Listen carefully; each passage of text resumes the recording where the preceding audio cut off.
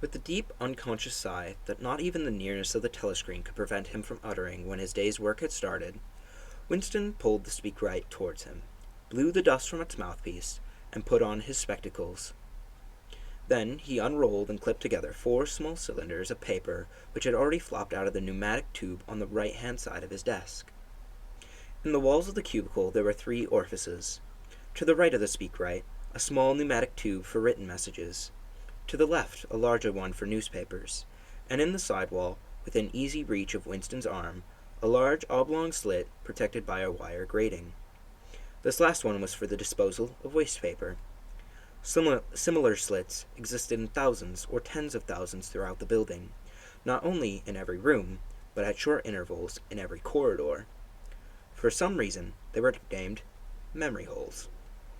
When one knew that any document was due for destruction, or even when one saw a scrap of waste paper lying about, it was an automatic action to lift the flap of the nearest memory hole and drop it in, whereupon it would be whirled away on a current of warm air to the enormous furnaces which were hidden somewhere in the recesses of the building. Winston examined the 4 slips of paper which he had unrolled.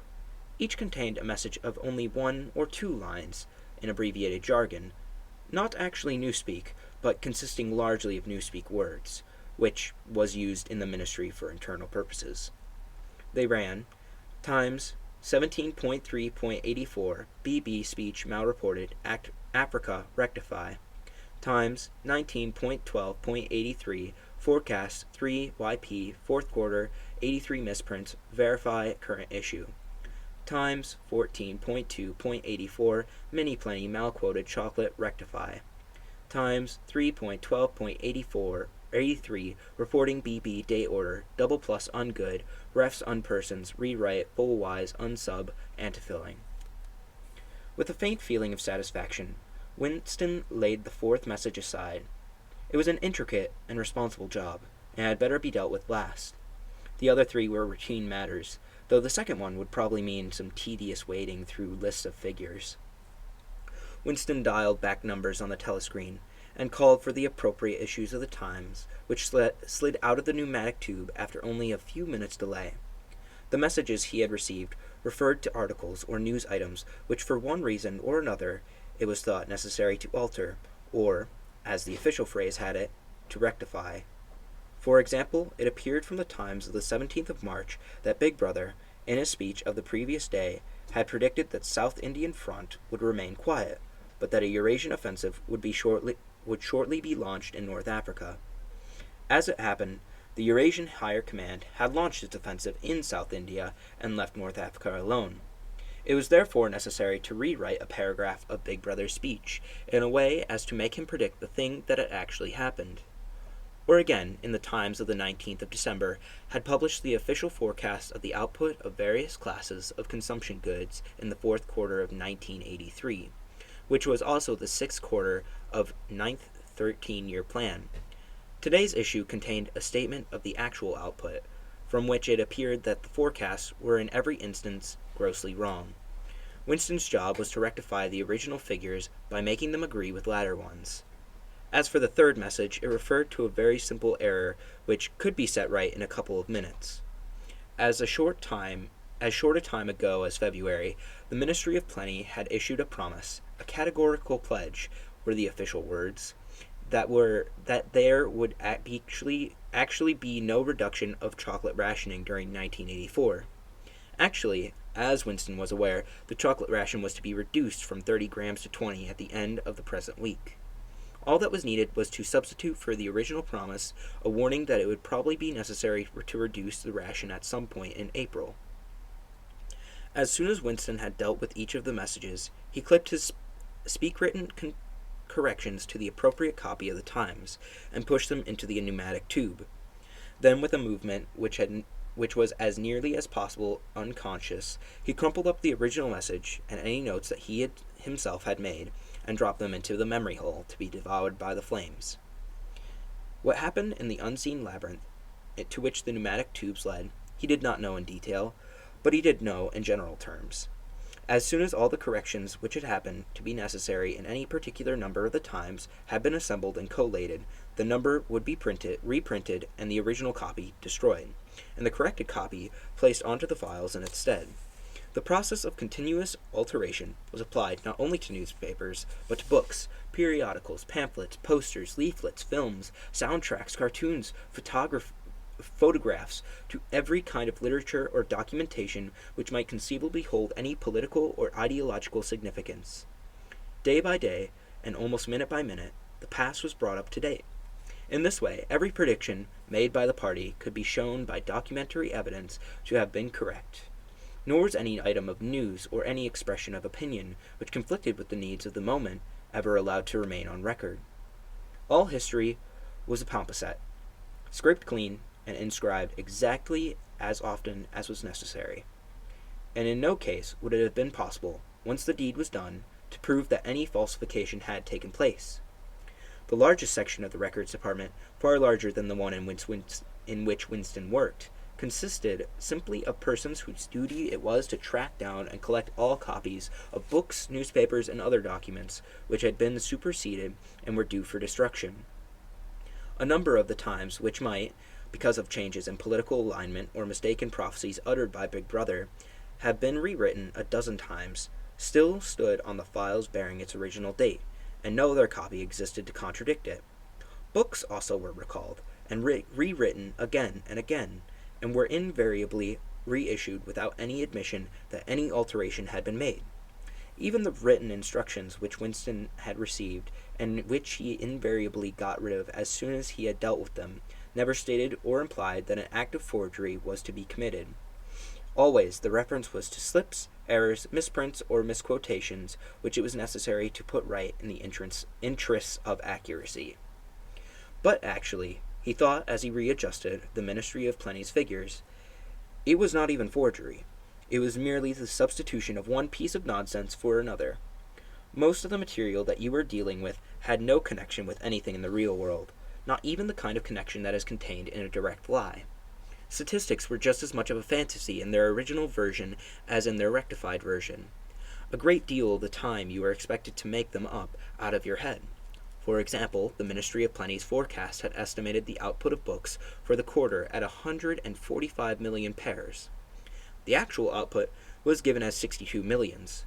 Winston, however, in rewriting the forecast, marked the figure down to 57 millions, so as to allow for the usual claim that the quota had been overfilled.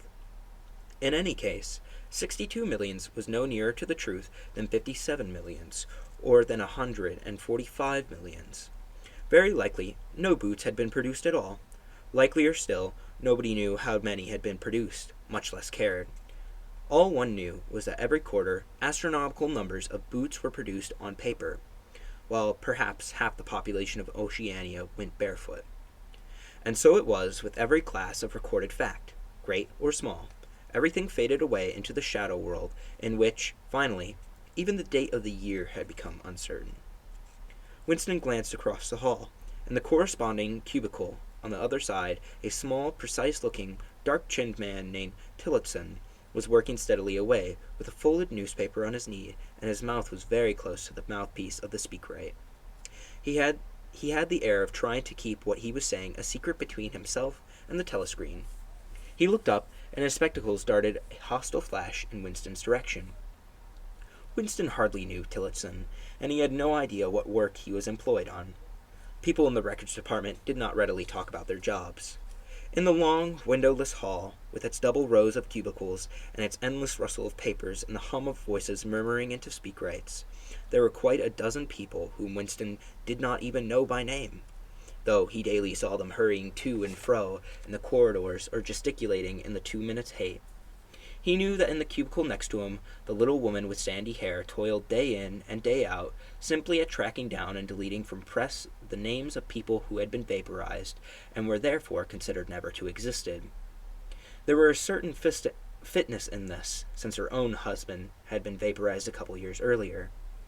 In a few cubicles, a mild, ineffectual, dreamy creature named Amplesforth with very hairy ears and a surprising talent for juggling with rhymes and meters, was engaging in producing garbled versions, definitive texts they were called, of poems that had become ideologically offensive, but which, for one reason or another, were to be retained in the anthologies.